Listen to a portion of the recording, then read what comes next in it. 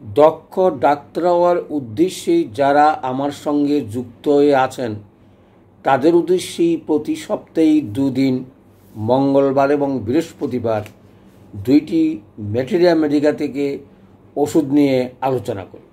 আমার উদ্দেশ্য একটাই, অর্থাৎ 100টি ওষুধ আলোচনা করব এবং যেগুলো অত্যন্ত প্রয়োজনীয় এবং শেষমেশ কোনো চিকিৎসা না হলেই এই সকল ওষুধ প্রয়োগ করা উচিত, সেই হিসেবেই আমি আলোচনা করে থাকি।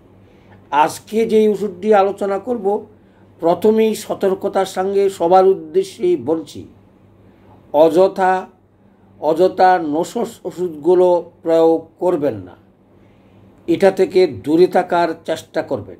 যেই ওষুধ রোগ ভালো করে সেই ওষুধ রোগ সৃষ্টি করে। সুতরাং অতিরিক্ত মাত্রা বা লক্ষণ আছে বলে আমরা অন্য কিছু বিবেচনা না করে যারা দক্ষ অথবা দীর্ঘ অভিজ্ঞতা ছাড়া এই সকল ওষুধ প্রয়োগ করা থেকে দূরে থাকবেন, এই আশা রেখেই আমি আরম্ভ করছি। আপনাদের কাছে ওষুধ আছে, প্রয়োগের সতর্কতা সম্বন্ধে সচেতন না হলেই দক্ষ ডাক্তার হয়ে উঠতে পারবেন না। চলে আসি তাহলে আজকের যে ওষুধটি আলোচনা করব, অত্যন্ত প্রয়োজনীয়, অত্যন্ত সতর্কতা এবং জীবন দর্শনের নতুন দিগন্ত আপনাদেরকে খুলে দেবে বলে আমার বিশ্বাস।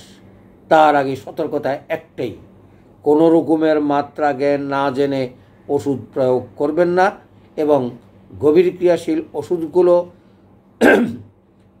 উচ্চতম শক্তি প্রয়োগ করা থেকে দূরে থাকার চেষ্টা করবেন।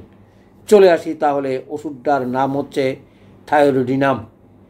প্রশ্ন আসছে, এই থাইরয়েডিনাম ওষুধটি এত সতর্কতার কথা কেন বলছি? দেখুন, এগুলো সরাসরি ওষুধ টেস্ট করে আমাদের লক্ষণগুলো তৈরি হয়নি। সুতরাং আমাদেরকে মনে রাখতে হবে, ভুল প্রয়োগে তার থাইরয়েডিন বা থাইরয়েড গলগ্যান্ড রোগ হয়ে যেতে পারে অথবা অন্য কোনো রোগও সৃষ্টি হতে পারে। তাহলে এই সতর্কতার কথা মনে রেখেই আমরা তার প্রয়োজনীয়তা এবং তার যে দক্ষতা ওষুধের উপরে কাজ করে সেটার ক্রিয়া মনে রেখেই আমি লক্ষণগুলো বলতে শুরু করছি। প্রথমে চলে আসি, দেখুন, থাইরয়েড শরীরে যদি কারো কম বেশি বা বংশগতির অনুসারে কোনো রোগ যদি না পান, সহজেই এটা ব্যবহার করবেন না।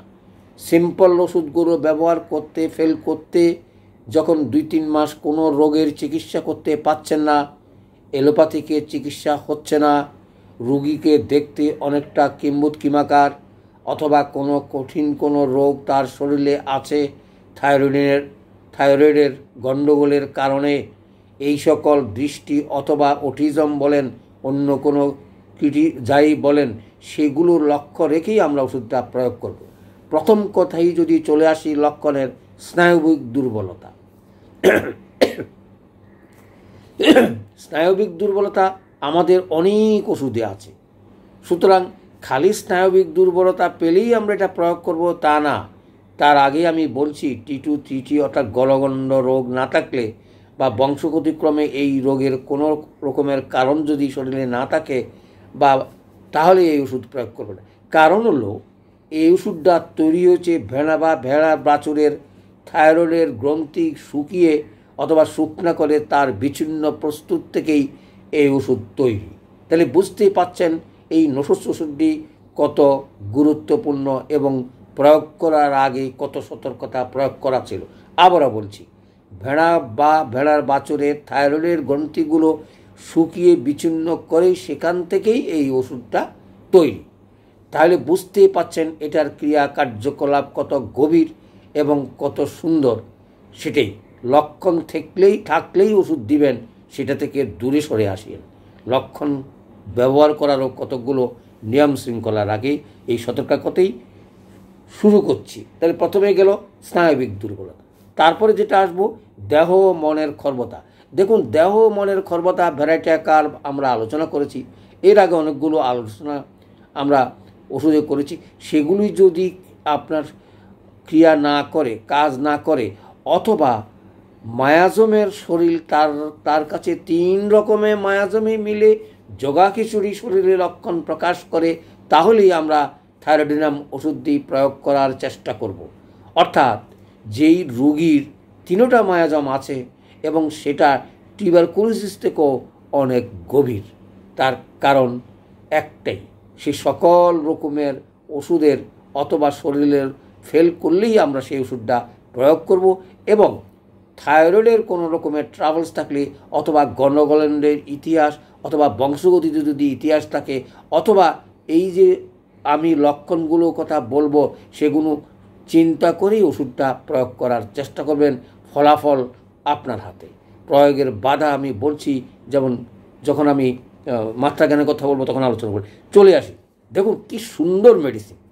আমরা খালি প্রয়োগে একটু সতর্কতা থাকলে সকল রকমের রোগের চিকিৎসা দেওয়ার উদ্দেশ্যে হয়তো আমার সফল হবে না, কিন্তু আপনারা সফল হবেন এই দৃঢ়তার সঙ্গে আমি বলতে পারি।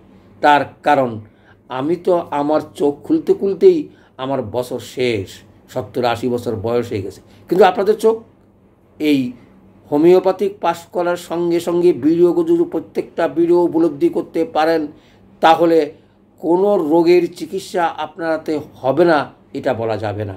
সেজন্য 5টা বছর অপেক্ষা করবেন, অর্থাৎ কেস টেকিং নিয়ে ওষুধগুলো প্রয়োগ করে হাতে দক্ষ হবেন। তারপরে যে 100টা ওষুধ আলোচনা করছি তার ভিতরে এই যে সকল ওষুধের কথা সতর্কতার সঙ্গে প্রয়োগ করার কথা বলছি তাদের মধ্যে হলো থাইরয়েডিন 1 নম্বর। অযথা এটা প্রয়োগ করবেন না। দেখুন 3 নম্বর লক্ষণটা কি সুন্দর বলছে। কি বলছে? মোটা সোটা হইতে থাকা অথবা শীর্ণতা হইতে থাকা এবং রক্তশূন্যতা। তাহলে আর কোনো চিন্তা নেই। অর্থাৎ মোটা লোকের ফ্যাট কমেবার অথবা ফ্যাট বৃদ্ধি থাইরয়েডের কারণে যদি হয়ে থাকে বা টেস্টে ধরা খায় অথবা বলে, তাহলে তো এই ওষুধ আমাদের অমূল্য সম্পদ। কারণ আজকালকার এক লোকের ওজন 80-90 কেজি। ওজনের কারণটা যদি বের করতে পারেন তাহলেই আমরা থাইরয়েডিনাম ওষুধটা দিয়া আমরা চিকিৎসা করতে পারি। সেজন্যই বারবার করে বলছি কেস টেকিংটা খুব সুন্দরভাবে নেওয়ার চেষ্টা করবেন। তাহলে কি বুঝলাম? মোটা সোটার লোক অর্থাৎ চর্বিযুক্ত অথবা অতিরিক্ত রক্তহীনতা অথবা শীর্ণতা, তাহলে 2 রকমের কাজে আমরা ব্যবহার করতে পারি। অর্থাৎ দেখুন, রক্তশূন্যতা বলেন, মোটা হওয়ার প্রবণতা বলেন এবং শীর্ণতা বলেন, সবগুলো ক্ষয় রোগ অর্থাৎ ধ্বংসপ্রাপ্তির রোগ। সেজন্য 3টা মায়াজম মিলে এরকম রোগের সৃষ্টি হয়। সুতরাং এই ওষুধটা এটা শ্রেষ্ঠ কাজ করবে বলে আমার বিশ্বাস। খালি একটু মনে রাখবেন ভুল প্রয়োগ যেন না হয়। চলে আসি তারপর চর্মরোগ, চুল উঠে যাওয়া। ওই যে বললাম সব ধ্বংস, চুল উঠে যাওয়া, চুল ধ্বংস হয়ে যাওয়া। চুল ধ্বংস হয়ে গেলে কী হবে? টাক হতে পারে। টাক হলেই আমরা এই ওষুধটা প্রয়োগ করতে পারি। ওই যে এক কথা, থাইরয়েডের যদি কোনো রকমের ট্রাভেলস থাকে, কারণ ওষুধটাই তৈরি হয়েছে থাইরয়েডের গ্ল্যান্ডে শুকিয়ে অর্থাৎ বিচ্ছিন্ন করে। তাহলে বুঝতে পাচ্ছেন এই ওষুধটা থাইরয়েডের উপরে কত কাজ। আর এই থাইরয়েডের গণ্ডগোলে নানা রকমের রোগের সৃষ্টি হয়। সেইগুলোর মধ্যে চুল উঠা বা চর্মরোগে আমরা ব্যবহার করতে পারি। কোন চর্মরোগ? যেই চর্মরোগ সালফার, সোরিনাম অথবা অন্য কোনো ওষুধ প্রয়োগ করে আমরা ফলাফল পাচ্ছি না। আগে কি বলছিলাম? কোনো চর্মরোগের রোগীকে কখনো সালফার বা সোরিনাম দিয়ে শুরু করবেন না। তার আগে অনেক ওষুধ আছে, সেগুলো প্রয়োগ করা শেষ হলে সালফার, সোরিনাম প্রয়োগ করবেন অথবা লক্ষণ দৃষ্টে যা আসে মার্চলও আসতে পারে অনেক সময়। তাহলে চিন্তা করেন, ওই সকল ওষুধ ফেল হইলে, কাজ না করলে, তখনই আপনি চিন্তা করবেন এবার আমার সময় হয়েছে, আমি থাইরয়েডিন প্রয়োগ করব। দেখুন কত গভীরতা। চট করে থাইরয়েডিন দিবেন, তাহলে রোগ যেই রোগ চিকিৎসা করতে যাচ্ছেন চর্মরোগ, সেটাই ভালো হবে না। তাহলে কী পেলাম? চুল উঠে যাওয়া এবং চর্মরোগ। তারপর উন্মাদগ্রস্ত ভাব বা অনিদ্রা অর্থাৎ পাগলের ওষুধ আমরা যদি বলি থাইরয়েডের কোনো কারণে, তাহলে এই ওষুধটা লক্ষণ মতন প্রয়োগ করার চেষ্টা করবেন। কি সুন্দর আলোচনা, কি সুন্দর ওষুধ। আমরা যদি এত কিছু জেনে ডাক্তারি করতে না পারি, আমাদেরকে কেউ আর পারাবে না ডাক্তার করতে। সুতরাং ভিডিওগুলো শুনুন। প্রত্যেকটা ভিডিও না শুনলে বুঝতেই পারবেন না আমি কি কথা বলতে যাচ্ছি। বলে স্যার তো সহজভাবে করে, লক্ষণ একটা পাইলে আমি ওষুধটা দিয়ে পারলাম। আমার বহু ছাত্র লক্ষণ দৃষ্টে প্রয়োগ করতে গিয়ে কী পরিমাণ ট্রাভেলসে পড়ছে সেগুলো হয়তো চেষ্টা করব মাঝে মাঝে তুলে ধরতে। চলে আসি, না জেনে অনেক সময় আপনারা মেলোরিনাম ব্যবহার করেন, আপনারা টিউবারকুলিনাম ব্যবহার করেন। এই সকল ওষুধ থেকে দূরে থাকার চেষ্টা করুন। প্রথম 5 বছর আপনি মনে রাখবেন এই রকম ওষুধ প্রয়োগ করার চেয়ে না করাই ভালো। অর্থাৎ অল্প 1 বা 2 বার দিয়ে দেখবেন তার ক্রিয়া কার্যকলাপ আপনি উপলব্ধি করতে পাচ্ছেন কিনা, অথবা অবজারভেশন আপনার ঠিক আছে কিনা।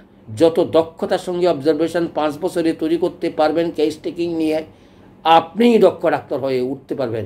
তা না হলে কখনো ডাক্তার হওয়ার সম্ভাবনা আপনার দ্বারা হবে না।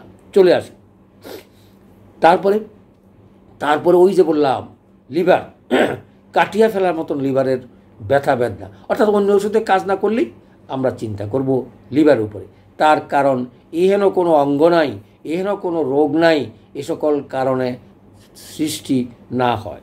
তারপরে হার্ট ডিজিজ, অর্থাৎ সামান্যতম পরিশ্রম করলেই বুক ধড়ফড় করে এবং প্রচণ্ড ব্যথা করে, মনেও যেন হৃৎপিণ্ডকে হাতের মুঠি দিয়ে চিবা দিচ্ছে।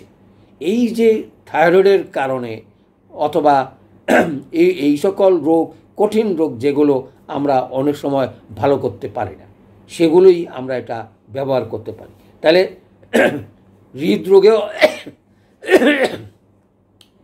হৃদরোগেও আমরা অনায়াসে ব্যবহার করতে পারি।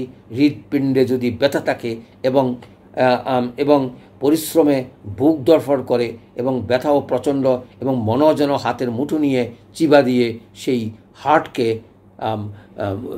ব্যথা দিচ্ছে, যন্ত্রণা দিচ্ছে, তাহলেই দেখুন আর একটা কথা, লক্ষণ কি সুন্দর লক্ষণ। আমাকে যদি এভাবে বলতো তাহলে আমি হয়তো এটা করতাম না। তাহলে চলে আসি, বিদ্যুতের কারণে হয়তো আমি আলোচনাটা করতে পারছি না, ধন্যবাদ, একটু অপেক্ষা করুন। চলে আসি, তাহলে কি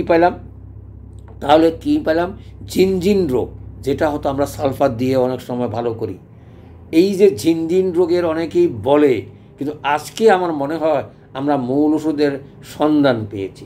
অর্থাৎ থাইরয়েডের কারণে অথবা অতিরিক্ত মেদের কারণে অথবা অতিরিক্ত শরীর শুকিয়ে যাওয়া বা বদৃষ্ণু না হওয়া অথবা এই সকল কারণে যদি কোনো লোকের ঝিনঝিনি হয়, তাহলে আর দেরি নয়, আমরা অনায়াসেই আমরা ওষুধগুলো প্রয়োগ করতে পারি, সেই ঝিনঝিনের রোগ আমরা দেখতে পারি। তাহলে যান্ত্রিক ত্রুটির কারণে একটু অপেক্ষা, তাহলে চলে আসি।